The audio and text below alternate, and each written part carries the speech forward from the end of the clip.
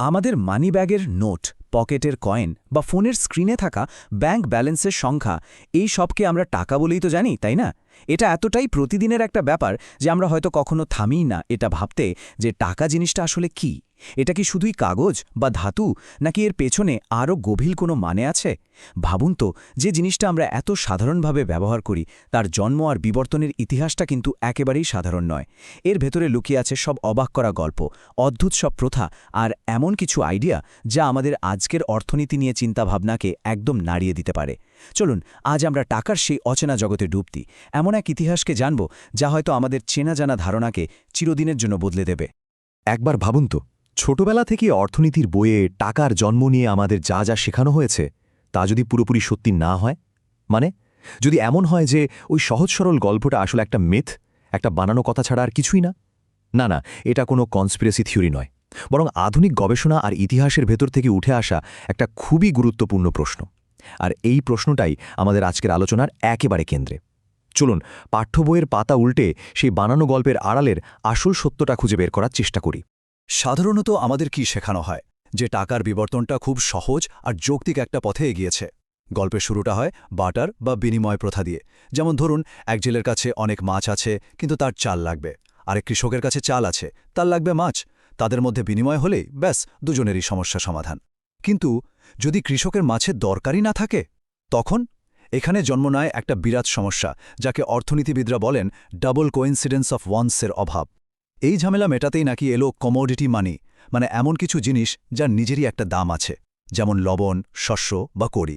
এরপর সভ্যতা এলো ধাতব মুদ্রা, যা প্রথম দেখা যায় আজকের তুরস্কের লিডিয়ায় খ্রিস্টপূর্ব ৭০০ সালের দিকে। তারপর এলো কাগজের নোট, আর সবশেষে আজকের ফিয়াট মানি, মানে এই যে আমাদের কাগজের টাকা, যার নিজের কোনো দাম নেই, শুধু সরকার আর আমাদের সবার বিশ্বাসের ওপর ভর করে চলে। এটাই সেই সহজ সুন্দর গল্প যা আমরা প্রায় সবাই জানি। এই যে সুন্দর একটা সরল রৈখিক ইতিহাস, এটা শুনতে বেশ যৌক্তিক লাগে, তাই না? কিন্তু প্রশ্ন হলো, এটা কি আসলেই সত্যি, নাকি পর্দার আড়ালে লুকিয়ে আছে একেবারে অন্যরকম একটা গল্প? চলুন এবার আমরা সেই প্রচলিত ধারণার পেছনের সত্যটা জানার চেষ্টা করি, কারণ আধুনিক গবেষণা বলছে এই সুন্দর গল্পটার ভিতটাই আসলে বেশ নড়বড়ে। এই যে কথাটা দেখছেন, এটা কিন্তু পুরো খেলার মোড় ঘুরিয়ে দেয়। কেমব্রিজ ইউনিভার্সিটির বিখ্যাত নৃবিজ্ঞানী ক্যারোলিন হামফ্রি কয়েক দশক ধরে প্রাচীন সমাজ নিয়ে গবেষণা করে এই সিদ্ধান্তে এসেছেন। তিনি সরাসরি বলছেন, ইতিহাসে এমন একটাও প্রমাণ নেই যেখানে একটা গোটা সমাজ শুধু জিনিসপত্রের বিনিময়ের উপর চলত। তার মানে কি দাঁড়ালো? টাকার জন্ম বার্টার সিস্টেমের সমস্যা মেটানোর জন্য হয়নি, কারণ ওই রকম কোনো সিস্টেমই হয়তো বাস্তবে ছিল না। এটাই আমাদের গল্পের আসল টুইস্ট। তাহলে প্রশ্ন হলো, টাকার জন্ম হলো কিভাবে? আসল গল্পটা তাহলে কি?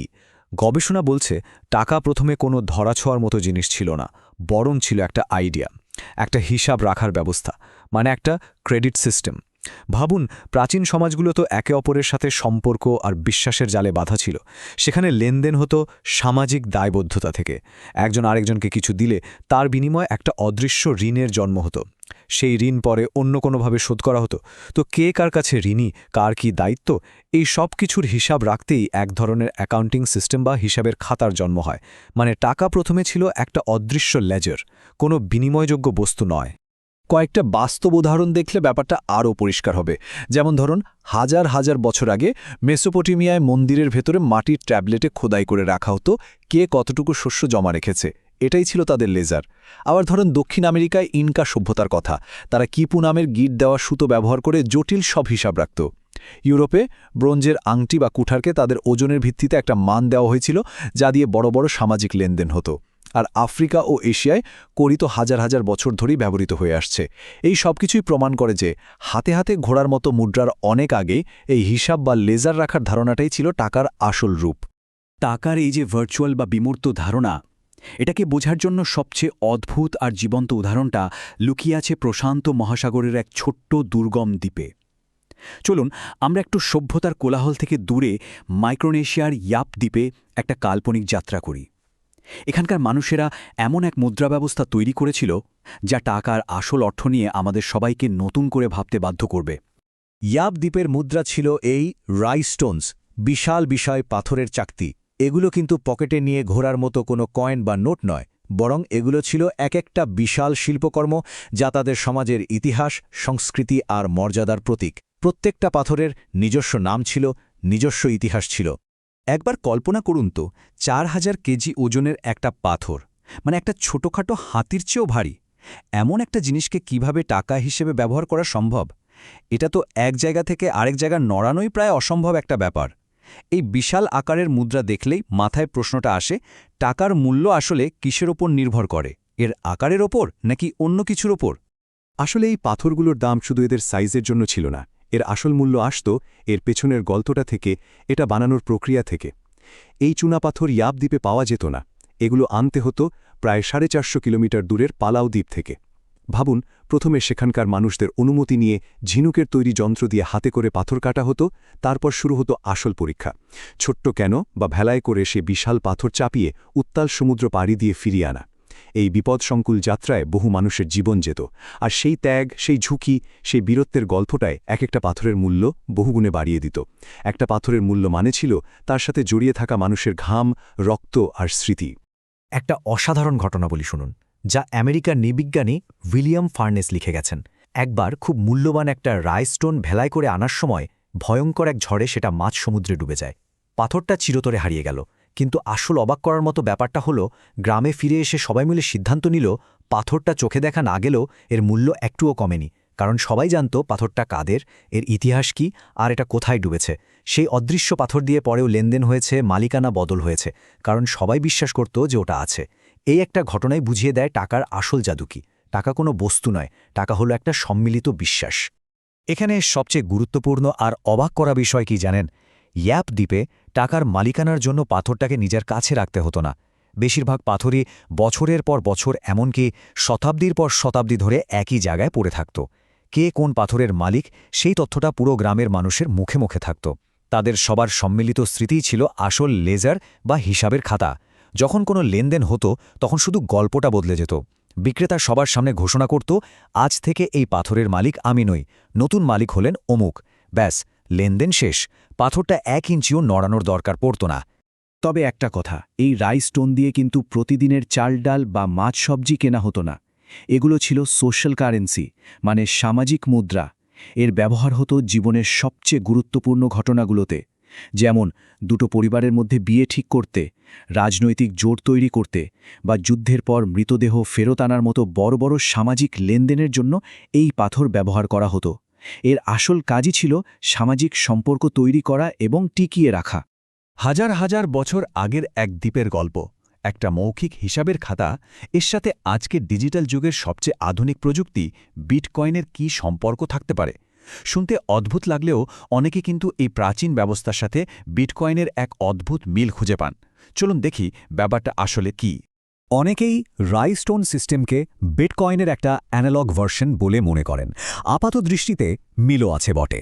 যেমন রাইস্টোনের মালিকানার হিসাব যেমন কোনো একজনের হাতে না থেকে পুরো গ্রামের মানুষের সম্মিলিত স্মৃতিতে থাকত, ঠিক তেমনি বিটকয়েনের লেনদেনের হিসাবও কোনো একটা ব্যাংক বা সরকারের কাছে না থেকে ব্লকচেন নামের একটা পাবলিক ডিজিটাল খাতায় সবার জন্য খোলা থাকে। রাইস্টোনের মূল্য যেমন আসত এর ইতিহাস আর এটা পাওয়ার কষ্টের উপর, বিটকয়েনের মূল্যও আসে এর ডিজিটাল সীমাবদ্ধতা আর মাইনিং নামের জটিল কম্পিউটার প্রক্রিয়ার উপর। দুটোই আসলে এক ধরনের বিকেন্দ্রীভূত লেজার সিস্টেম। কিন্তু এই তুলনাটা কি পুরোপুরি ঠিক? অনেক নৃবিজ্ঞানী এবং অর্থনীতিবিদ মনে করেন এই সাদৃশ্যটা যতটা না বাস্তব, তার চেয়ে বেশি একটা আকর্ষণীয় গল্প তৈরির চেষ্টা, বিশেষ করে ক্রিপ্টোকারেন্সির সমর্থকদের দ্বারা। এর গভীরে গেলে দেখা যায় দুটো সিস্টেমের দর্শনের মধ্যে আকাশ পাতাল তফাত। আসল পার্থক্যটা এক কথায় বললে বিশ্বাস। রাই সিস্টেম দাঁড়িয়েছিল মানুষের ব্যক্তিগত সম্পর্ক, মুখের কথা আর সামাজিক আস্থার ওপর। লেনদেনগুলো ছিল প্রকাশ্য সামাজিক অনুষ্ঠান যা মানুষের সম্পর্ককে আরও মজবুত করত। অন্যদিকে ব্লকচেন ডিজাইন করা হয়েছে ঠিক এর উল্টো দর্শনের ওপর ভিত্তি করে। এটি একটি ট্রাস্টলেস বা বিশ্বাসহীন সিস্টেম, মানে অপর প্রান্তের মানুষটিকে আপনার চিনতে বা বিশ্বাস করতে হবে না। সবকিছু কোড আর কম্পিউটার অ্যালগোরিদম দিয়ে যাচাই হয়।